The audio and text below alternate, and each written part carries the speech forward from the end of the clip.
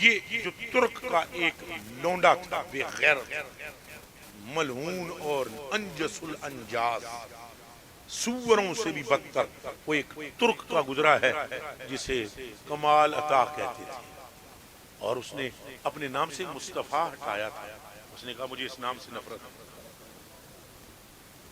اب ذرا پوری طرح سے ترکیوں میں بڑے بڑے عاشق رسول ہوئے، پر یاد رکھنا جہاں پھول وہاں، اور جہاں نیک وہاں بد، جہاں خیر وہاں ساتھ شر بھی ہوتی ہے، ظلمت بھی ہوتی ہے، نور بھی ہوتا ہے، رات بھی ہوتی ہے، دن بھی ہوتی ہے، گرمی بھی ہوتی ہے، سردی بھی ہوتی ہے، خوشبو بھی ہوتی ہے، بدبو بھی ہوتی ہے۔ یہ نظام عالم ہے۔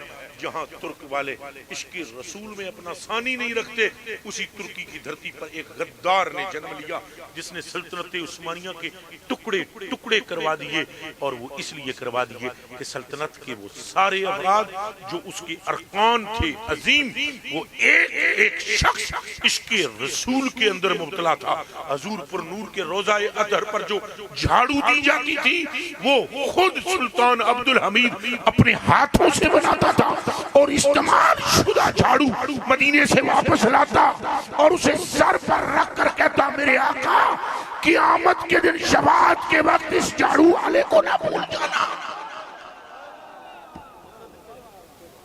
تو میرے کلیجے کے ٹکڑوں، اس غدار بدبخت ملعون نے انگریزوں کے ساتھ مل کر سلطنت کے ٹکڑے کروائے، مسلمانوں میں غدار پیدا کر۔ آج جو ہمارے ملک کی حالت ہے کچھ اس سے زیادہ جدا نہیں۔ خیال رہے آپ، وہ دنیا کا کوئی بندہ ہے جو تمہیں رسول اللہ سے پھیرے، اگر میرا باپ کیوں نہ ہو، میرا بیٹا کیوں نہ ہو، میرا بھانجا کیوں نہ ہو، میرا بھتیجا کیوں نہ ہو، خود میں کیوں نہ ہوں، جو تمہیں رسول اللہ سے پھیرے اس سے پھر جاؤ، جو تمہیں رسول اللہ سے ملائے اس سے مل جاؤ۔ اگر کوئی پیر، کوئی ملا، کوئی مولوی، کوئی مفتی، کوئی شیخ الحدیث، کوئی صوفی، کوئی ذاکر، کوئی شاغل، کوئی عالم، کوئی عامل تمہیں رسول اللہ کے عشق سے دور کرنے لگے، اس کا منہ پرلی طرف کرا کر اس کی سرین پر پیچھے سے لات مار دو۔ اور اگر کوئی جھاڑو دینے والا اور نمک پارے بیچنے والا، اگر کوئی نمکو بیچنے والا، پاپڑ بیچنے والا، چوک میں شربت بیچنے والا، یا چائے کا ٹھیلا لگانے والا، یا فروٹ بیچنے والا تمہیں مصطفیٰ جان رحمت پہ لاکھوں سلام کی پٹی پڑھائے تو اس کے ہاتھ چوم کر کہنا تیری عزت نہیں، گل ساری سرکار دیے۔ واہ واہ، آر دیے نہ پار دیے،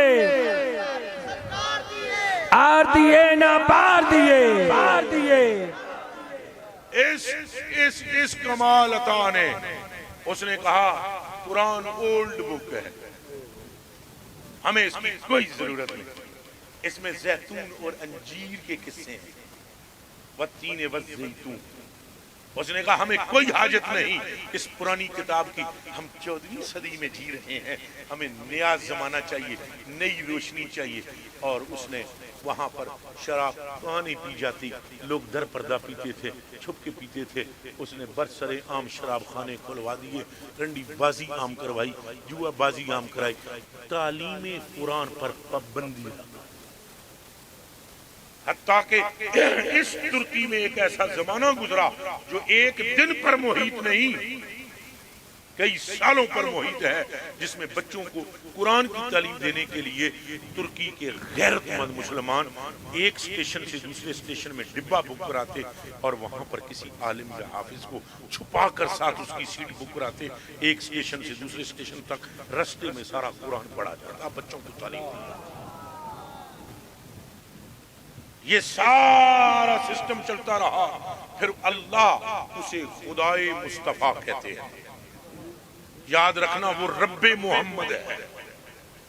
ہاں وہ کون ہے؟ رب، خود بولو رب، ہاں فلا و رب، اللہ کو اپنا رب ہونے میں بھی معافی دے، میں ایک لفظ بولن لگا مولوی بابے ناراض نہ ہو جائیں، انہوں اپنی ربوبیت دا بھی مزہ تام دا ہے جنہوں نسبت مصطفیٰ فلا و رب، تیرے رب ہونے کی مجھے قسم ہے محبوبہ۔ خدا کی قسم رب وہ کس کا نہیں، اور ایک اور حدیث شریف سن لیجئے لگے ہاتھوں.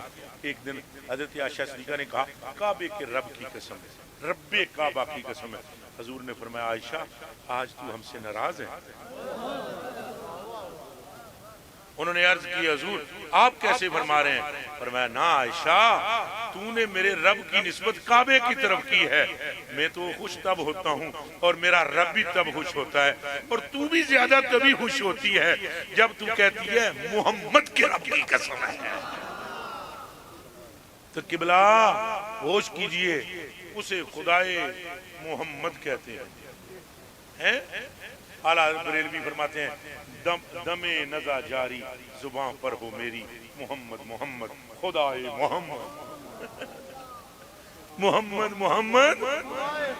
ادھر نہ رل کے پڑھو محمد محمد، پھر بولو محمد محمد. اعلیٰ حضرت بریلوی رضی اللہ تعالی عنہ کمال حضور کی شان بیان کرتے ہیں، پر کر کر کے پھر بھی یاد نہیں یہ میرا عقل ہے، حضور تے عقلوں پار نہیں. لیجئے پھر اللہ سبحانہ نے اس بندے کو مرض میں مبتلا کیا، اور مرض کیسا کہ اس کے بدن میں کیڑے پڑے. ایک کان کھول کے سنو، تمہیں ڈران واسطے واقعہ نہیں سنا رہا بلکہ تمہیں سنا رہا رات کے 1-1:30 بجے اس پنڈال میں بیٹھ کر رسول اللہ کے گیت سننے اور سنانے والوں مبارکباد کے مستحق ہو.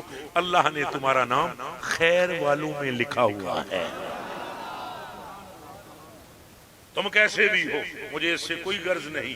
کئیوں کے سروں پر ٹوپیاں نہیں ہیں، ہونی چاہیے، داڑیاں نہیں ہیں، ہونی چاہیے، نمازی نہیں ہو بننے چاہیے، لیکن خدا کی عزت کی قسم سارے گناہوں کے باوجود جو ہم میں پائے جاتے ہیں یہ ایک نیکی بھاری ہے کہ ہم مصطفی ہیں.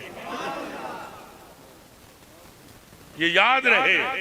اور میں آپ کو سلوٹ کرتا ہوں سالار والا کے غیرت مند جوان. اب جب اس کے بدن کے اندر کیڑے پڑے اور وہ کیڑے سرخ رنگ، کیسے جی سرخ رنگ کے کیڑے اس کے بدن پہ پڑے، بڑھتا چلا گیا بڑھتا چلا گیا. پھر اس کو اٹھا کر یہاں سے برطانیہ لے گئے، برطانیہ والے علاج کرتے رہے. وہ جہاں سے کیڑا نکالتے وہاں سے پیپ نکل گئی. آخر وہ وہاں مر گیا. اس کی بدن سے بدبو آنے لگی.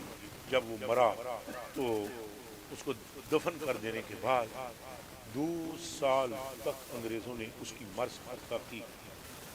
ان کو بھی یہ کیڑا ہوتا ہے انگریزوں کو.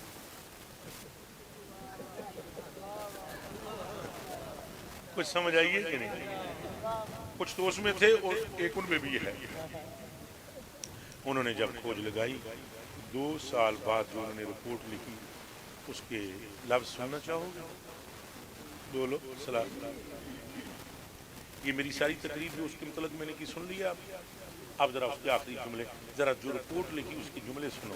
انہوں نے کہا اس کی مرض ختم ہو سکتی تھی اگر ہمیں بر وقت معلوم ہو جاتا ہے اس کا علاج، اور وہ علاج یہ ہے کہ اگر اس کو انجیر اور زیتون کھلایا جاتا تو یہ ٹھیک نہیں.